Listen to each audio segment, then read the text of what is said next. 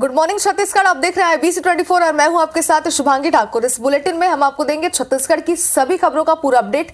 Bulletin की शुरुआत करेंगे, लेकिन सबसे पहले नजर डालते हैं आज के हेडलाइंस पर। छत्तीसगढ़ में धान खरीदी का टूटा रिकॉर्ड। अब तक 108 लाख मीट्रिक टन से ज्यादा की हुई खरीदी। किसानों को 23,448 करोड़ का भुगतान। डिप्टी सीएम अरुण साव आज रायपुर में 2 विभागों की करेंगे समीक्षा बैठक। विभागों के सचिव और वरिष्ठ अधिकारी देंगे विकास कार्यों की जानकारी।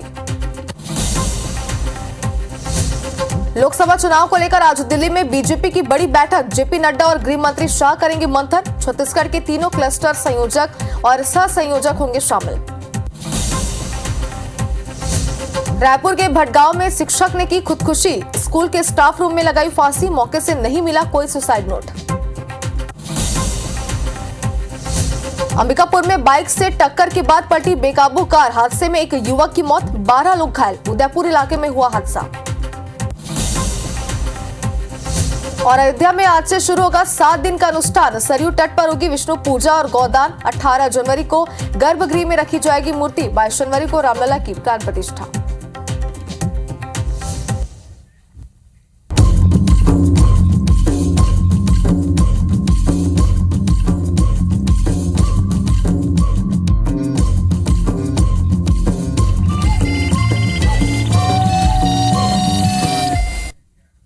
तो खबरें देखते हैं विस्तार से और बुलेटिन की शुरुआत करेंगे इस वक्त की बड़ी खबर के साथ। सबसे पहले बात करते हैं राजधानी रायपुर की, जहां मेडिकल कॉम्प्लेक्स परिसर में राम उत्सव पर आतिशबाजी की जा रही है।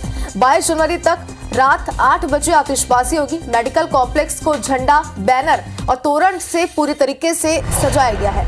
दीवार पर अयोध्या मंदिर और राम की कलाकृति भी बनाई गई है। तो बेहद ही सुंदर ये तस्वीरें आपकी टीवी स्क्रीन पर है।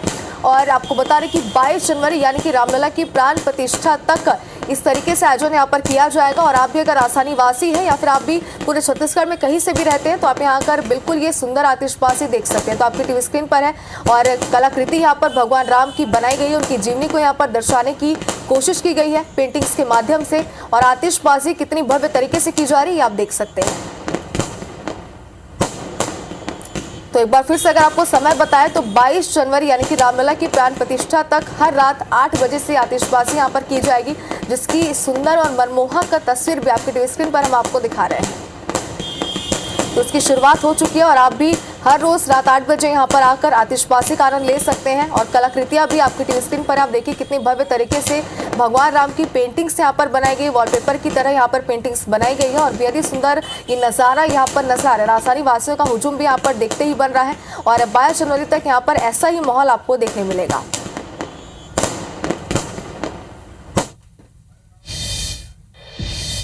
और अब बात करते हैं प्रदेश में धान खरीदी की। तो छत्तीसगढ़ में धान खरीदी का रिकॉर्ड टूट गया है। अब तक 108 लाख मीट्रिक टन की धान खरीदी हुई है। किसानों को 23,468 करोड़ रुपए का भुगतान अब तक हो चुका है। कस्टम मिलिंग के लिए 69 लाख मीट्रिक टन का उठाव हुआ है। अब तक 20,49,472 किसानों ने अपना धान बेचा है। तो एक तरफ अगर बात करें तो धान खरीदी प्रदेश का सबसे बड़ा मुद्दा बना होता है। राजनीतिक बयानबाजियां भी इसमें देखी जाती है। बीजेपी और कांग्रेस अक्सर धान खरीदी को लेकर आमने सामने नजर आते हैं। लक्ष्य भी बनाया गया था और इस वक्त अगर बात करें तो किसानों में खुशी की लहर है, क्योंकि धान खरीदी ने रिकॉर्ड तोड़ दिया है। अब तक 20,49,472 किसानों ने अपना धान बेचा है। और आंकड़े भी लगातार टीवी स्क्रीन पर हम आपको दिखा रहे हैं कितने का उठाव हुआ है और कितने का धान अब तक बेचा गया है। तो जाहिर सी बात है जो आंकड़े अब तक से सामने आ चुके हैं उनके अनुसार से धान खरीदी का रिकॉर्ड टूट चुका है। 108 लाख मीट्रिक टन धान की खरीदी अब तक हुई है।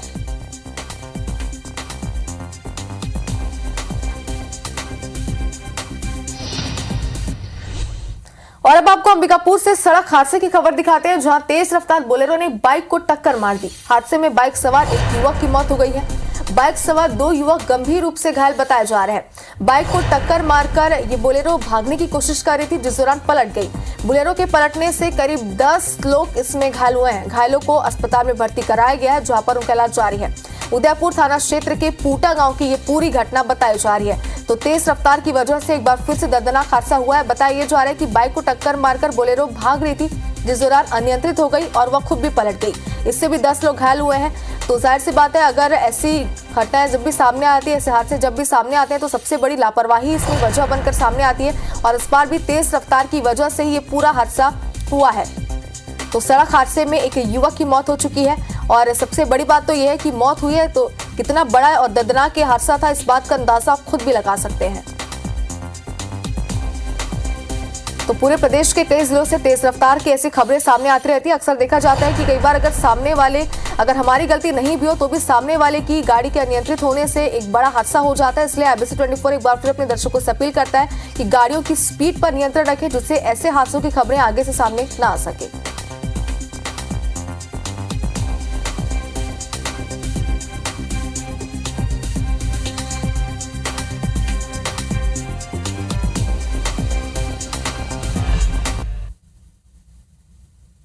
और डिप्टी सीएम अरुण साव आज कई विभागों की समीक्षा बैठक करेंगे। लोक निर्माण और लोक स्वास्थ्य यांत्रिकी विभाग के कार्यों की वो समीक्षा करेंगे। और आपको बता दें कि नवा रायपुर के निर्माण भवन में लोक निर्माण विभाग के कार्यों की समीक्षा करते हुए आज अरुण साव नजर आएंगे। दोपहर 2 बजे नीर भवन में लोक स्वास्थ्य यांत्रिकी विभाग के कार्यों की समीक्षा करेंगे। दोनों विभागों के सचिव, प्रमुख अभियंता, वरिष्ठ अधिकारी बैठक में मौजूद रहेंगे। तो विभागों के बंटवारे के बाद सभी कैबिनेट के मंत्री लगातार बैठक करते हुए नजर आ रहे हैं, अपने अपने विभागों की लगातार वो समीक्षाएं कर रहे हैं। और इस वक्त आज की अगर बात करें तो आज भी डिप्टी सीएम अरुण साव विभागों की समीक्षा करते हुए नजर आएंगे, जिसमें सभी जो मंत्री हैं, सभी कार्यकर्ता हैं, वो इस बैठक में उनके साथ मौजूद रहेंगे। कई विभागों की समीक्षा बैठक आज लेंगे, जिसमें वो जायजा लेते हुए भी नजर आएंगे कि आखिर किस तरीके से उन विभागों में कार्य किया जा रहा है।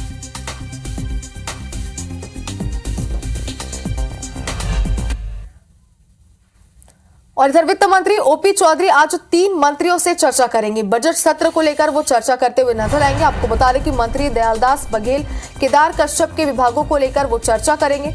लखनलाल देवांगन के विभागों में बजट को लेकर के समीक्षा की जाएगी। तो आपको बता दें कि वित्त मंत्री ओपी चौधरी 3 मंत्रियों से आज चर्चा करते हुए नजर आएंगे। बजट सत्र ये मुख्य मुद्दा है, जिसे लेकर वह तीनों ही मंत्रियों से सीधे बातचीत करेंगे। आपको बता दें कि मंत्री दयालदास बघेल, केदार कश्यप के विभागों को लेकर वो चर्चा करेंगे और लखनलाल देवांगन के विभागों में बजट को लेकर के भी समीक्षा करते हुए नजर आएंगे।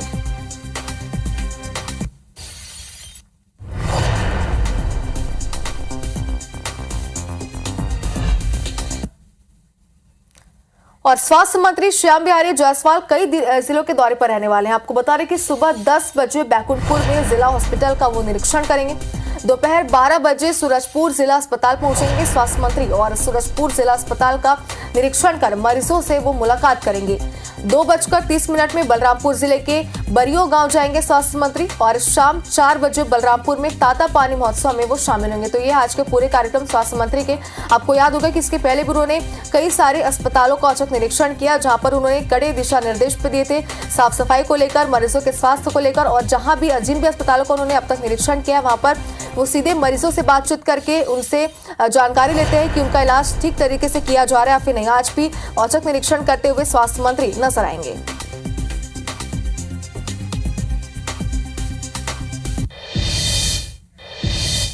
इधर बीजेपी हाईकमान ने अपने विधायक और सांसदों को रामोत्सव को भव्य बनाने की जिम्मेदारी सौंप दी है, जिससे रायपुर सांसद सुनील सोनी चंदखुरी स्थित कौशल्या माता मंदिर में 22 तारीख को भंडारा और सांस्कृतिक कार्यक्रम करने की तैयारी में है। तो वही कैबिनेट मंत्री बृजमोहन अग्रवाल अपने क्षेत्र के विभिन्न मंदिरों में विशेष साज सज्जा कर वहां पर सांस्कृतिक कार्यक्रम करवाएंगे। वही विधायक पुरंदर मिश्रा ने जगन्नाथ मंदिर में और राजेश मुढ़त ने हनुमान मंदिर में भव्य आयोजन करवाने की तैयारी की है। वही मंत्री केदार कश्यप भानपुरी में होने वाले कार्यक्रम में मौजूद रहेंगे। इसे लेकर कांग्रेस ने बीजेपी पर निशाना भी साधा है। वरिष्ठ कांग्रेस नेता सत्यनारायण शर्मा ने कहा कि भगवान राम पर सबकी आस्था है, लेकिन बीजेपी इसे राजनीतिक मुद्दा बनाकर लोकसभा चुनाव में फायदा लेने की कोशिश कर रही है। 22 तारीख को सब मंदिरों में घंटे घड़ियाल के साथ में 11 से लेकर 1 के बीच में जब उसका लोकार्पण हो, पूजा अर्पण हो, तो हम सब साक्षी बने। वहाँ टीवी लगा रहे हैं, कुछ जगह बड़ी एलईडी भी लगा रहे हैं हम लोग, और उसी प्रकार से सब जगह मिल कर के प्रसादी का वितरण हो। मैं हनुमान मंदिर गुड़ियारी के अंदर एक भव्य बड़े भंडारे का आयोजन भी कर रहा हूँ उस दिन। मंदिर का निर्माण लगभग 500 वर्षों के बाद हो रहा है। ऐसे अवसर पर हम सभी मंदिरों पर भगवान राम की आराधना की जाएगी, पूजा की जाएगी। तो ये एक सौभाग्य का विषय है और हम भी इस कार्यक्रम में सम्मिलित होंगे। और मेरा भी कार्यक्रम हम लोगों ने भानपुरी और नारायणपुर दोनों जगह पे मैंने बनाया हुआ है। हर व्यक्ति के घर में भगवान राम का मंदिर है, हर व्यक्ति आस्था से जुड़ा हुआ है और सब व्यक्ति चाहते हैं ईश्वर की पूजा भगवान की पूजा हो, सब कोई दिक्कत नहीं, लेकिन इवेंट के रूप में लेना थोड़ा सा आश्चर्यजनक लगता है। देश में और भी समस्याएं, उसकी तरफ भी ध्यान देना चाहिए। सारे लोग एक ही काम में लग गए हैं।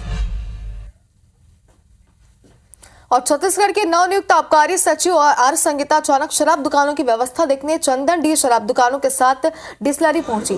संगीता ने यहां ग्राहकों समेत दुकान कर्मचारियों से बातचीत की। आर संगीता ने बताया कि आने वाले वित्तीय वर्ष से आबकारी नीति और व्यवस्था बेहतर हो सके, इसके लिए जायजा ले रही हैं। साथ ही उन्होंने शराब दुकानों में ओवर रेट और ब्रांड को लेकर भी कुछ बातें कही। आपको बता दें कि पहली बार आबकारी सचिव पद की जिम्मेदारी किसी महिला अधिकारी को दी गई है। तो व्यवस्था देखने के लिए पहुंचे हैं कि अभी हमको इस विभाग में आके 1 ही सप्ताह हुआ है, तो हम जानना चाहते हैं कि हमारी दुकानें कैसे संचालित हो रही हैं, ताकि यहाँ पे कुछ समस्याएं हैं, कुछ शिकायतें हैं, तो हम तब समझेंगे तो ही अगले साल का हमारा जो है नीति बेहतर रूप से बन सकती है। फास्ट मूविंग जो रेंज है और फास्ट मूविंग ब्रांड्स है, उसी को जो है हम लोग जो है लगातार सप्लाई करेंगे, क्योंकि अभी हम लोग जो है चाहते हैं कि सीधा दुकान अपना मांग रखेगा।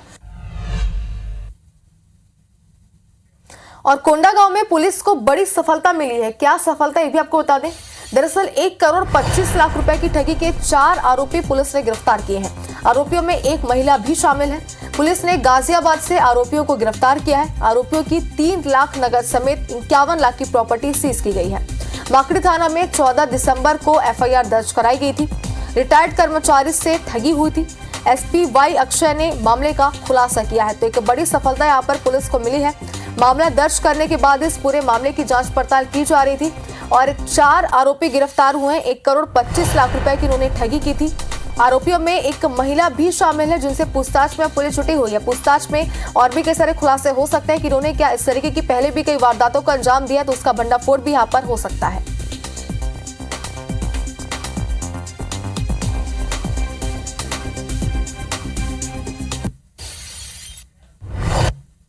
और अब इस वक्त की बड़ी खबर राजधानी रायपुर से आपको दिखाते हैं, जहां तिल्दा में स्पंज आयरन की चोरी का मामले में एक बड़ा खुलासा आपको बताते हैं। गैंग का सरगना मनोज सपा उर्फ मनोज बंगाली फरार है। उमेश कबाड़ी और पप्पू कबाड़ी समेत बाबू खान भी फरार है।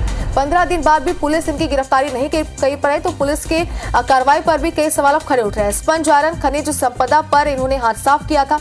मनोज बंगाली की अग्रिम जमानत खारिज हो चुकी है।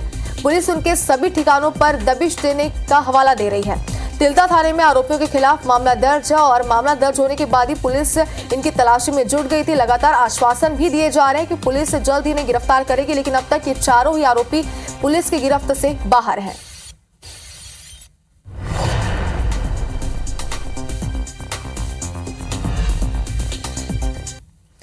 और राजधानी रायपुर से एक और बड़ी खबर आपको दिखाते हैं, जहां पर IBC 24 की खबर का बड़ा असर हुआ है। वसुंधरा कंस्ट्रक्शन जेवी टेट्स को नोटिस जारी हुआ है। रायपुर स्मार्ट सिटी लिमिटेड ने नोटिस जारी किया है। स्मार्ट सिटी लिमिटेड के एमडी ने ठेकेदार को चेतावनी दी है।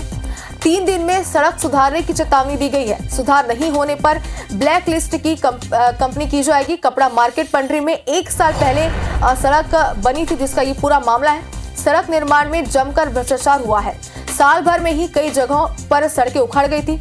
IBC 24 ने सड़क निर्माण में भ्रष्टाचार का खुलासा किया था। तो आपको याद होगा कि इस पूरे मामले को लेकर के IBC 24 ने आपको प्रमुखता से दिखाया था कि किस तरीके से सड़कों में झाड़ू लगाने से वहां पर जो डामर था वो निकलना शुरू हो चुका था। और इस खबर को प्रमुखता से दिखाया जाने के बाद इस पूरे मामले को संज्ञान में लिया गया है और नोटिस अब जारी कर दिया गया। स्मार्ट सिटी लिमिटेड के एमडी ने ठेकेदार को अब चेतावनी भी दे दी है कि 3 दिन में अगर सड़क सुधारा नहीं गया तो कड़ी कार्रवाई की जाएगी।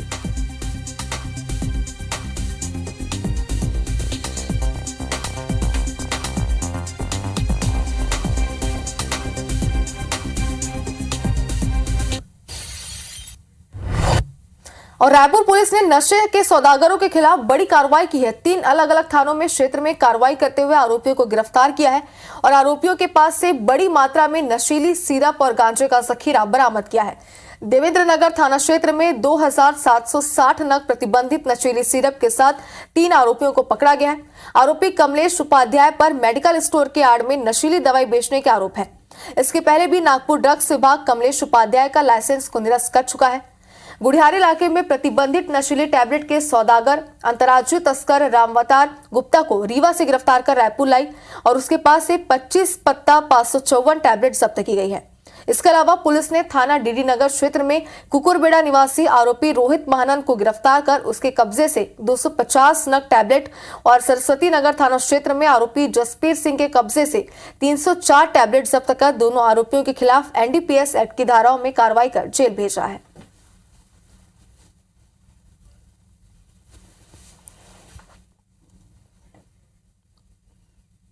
कमलेश उपाध्याय जो कि नागपुर से गिरफ्तार किया गया, इसी ने सिरप सप्लाई किए थे। जनरली बस के माध्यम से ये सिरप को पार्सल के तौर पर भेज देता था। तो 23 पेटी कुल 2760 सिरप आरोपी कमलेश उपाध्याय से पुलिस ने अरेस्ट किए हैं और भी लोगों को इसने सप्लाई किया है, उसकी जानकारी भी पुलिस इससे ले रही है ताकि और भी ऐसे लोग पुलिस की गिरफ्त में रहें।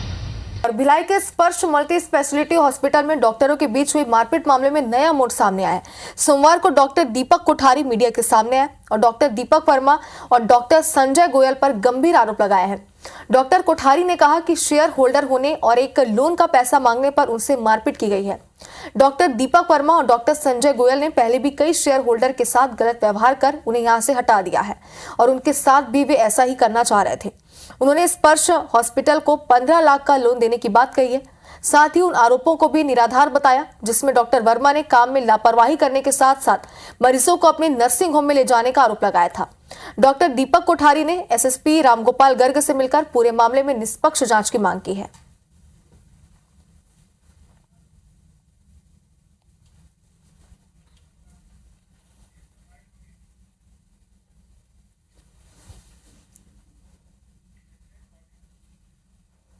स्पर्श हॉस्पिटल को एज ए शेयर होल्डर के नाते एक अनसिक्योर्ड लोन दिया था 5 साल पहले, जिसका टेन्योर नवंबर में ख़त्म हो चुका है। वो मैं 2 महीने से पैसा मांग रहा था तो वो लोग टाल रहे थे, तो बोले एक मीटिंग करते हैं। 15 मिनट बाद डॉक्टर संजय गोयल आए और उन्होंने मेरे से एकदम ज़ोर ज़ोर से बात करने लगे, मेरे पे एलिगेशंस लगाने लगे। दीपक वर्मा एकदम गर्म होकर मुझे माँ बहन की गाली देने लग गए। मैंने वापस उनको गाली दी तो मुझसे कॉलर पकड़ के मेरे साथ मारापीटी करी। और अब देखते हैं मध्य प्रदेश की कुछ खबरें फास्ट अंदाज में। सीएम डॉक्टर मोहन यादव ने राम वनगमन पथ को लेकर बैठक बुलाई है। चित्रकूट में न्यास की पहली बैठक होगी। बैठक में श्री रामचंद्र न्यास से जुड़े सभी विषयों पर चर्चा होगी। सीएम डॉक्टर मोहन यादव दिल्ली दौरे पर हैं। सीएम आज दोपहर 12 बजे दिल्ली से खजुराहो आएंगे। विकसित भारत संकल्प यात्रा कार्यक्रम में शामिल होंगे। एनएबीएच की मान्यता अपने नाम करने वाला एम्स मध्य भारत का पहला अस्पताल बन गया। साथ ही इस उपलब्धि के बाद भोपाल एम्स ने दिल्ली एम्स को भी पछाड़ दिया है। देवास जिले की सोनकच्छ की तहसीलदार अंजलि गुप्ता को सीएम डॉक्टर मोहन यादव ने हटा दिया है। किसानों के साथ बदसलूकी करने पर एक्शन लिया गया। भोपाल में बुजुर्ग पर जानलेवा हमला करने वाले आरोपी को गिरफ्तार कर लिया गया। तलवार और पाइप से जानलेवा हमला किया गया था। पुलिस ने तीनों बदमाशों का जुलूस निकाला। भोपाल में कुत्तों का आतंक लगातार जारी है। कुत्तों ने आज फिर 4 लोगों को शिकार बनाया। कलेक्टर के आदेश का निगम पर कोई असर नहीं हुआ है। शहडोल के सेमरा गांव में पति ने शराब के लिए पैसे नहीं देने पर पत्नी को पीट कर मौत की घाट उतार दिया। पुलिस ने आरोपी पति को गिरफ्तार कर लिया है। सतना में श्रद्धालु ने हवन कुंड में अपनी गर्दन पर चाकू चलाया। मैहर मां शारदा के दरबार में मां के चरणों में सिर चढ़ाने की कोशिश की। घायल अस्पताल में भर्ती है। ग्वालियर में बीच सड़क पर प्रेमी और प्रेमिका के बीच हाई वोल्टेज ड्रामा देखने को मिला। सहेली के साथ पहुंची प्रेमिका ने प्रेमी की पिटाई कर दी। लोगों ने दोनों को पुलिस के हवाले कर दिया। छतरपुर में 7 साल की मासूम से दुष्कर्म का प्रयास किया गया। मासूम को खेत में छोड़कर आरोपी फरार है। मुरैना में चंबल नदी क्रॉस करते समय युवक डूब गया। 6 घंटे बाद भी उसका कोई पता नहीं चल पाया है। भिंड में यात्री बस और ट्रक आपस में टकरा गए। हादसे में बस सवार 12 से ज्यादा यात्री घायल हैं। शहडोल में यात्रियों से भरी बस अनियंत्रित होकर पलट गई। 4 यात्री घायल हो गए। सरायपाली में 2 युवकों ने मिलकर नाबालिग को चाकू मारा। जमीन विवाद को लेकर घटना हुई। श्योपुर में तेज रफ्तार गाड़ी अनियंत्रित होकर पलट गई। हादसे में एक की मौत हो गई। विदिशा के लटेरी तहसील के शासकीय अस्पताल में शॉर्ट सर्किट की वजह से ब्लास्ट हुआ। हरदा छिपानेर मार्ग में बड़ी नहर के पास कार और बाइक की टक्कर हो गई। बड़ा हादसा हुआ। जबलपुर में महागावा के जंगल में पुलिस की टीम ने जुआ फड़ पर छापा मारा। जबलपुर में एक पिकअप वाहन से 1 लाख रुपए कीमत का सागौन जब्त किया गया है।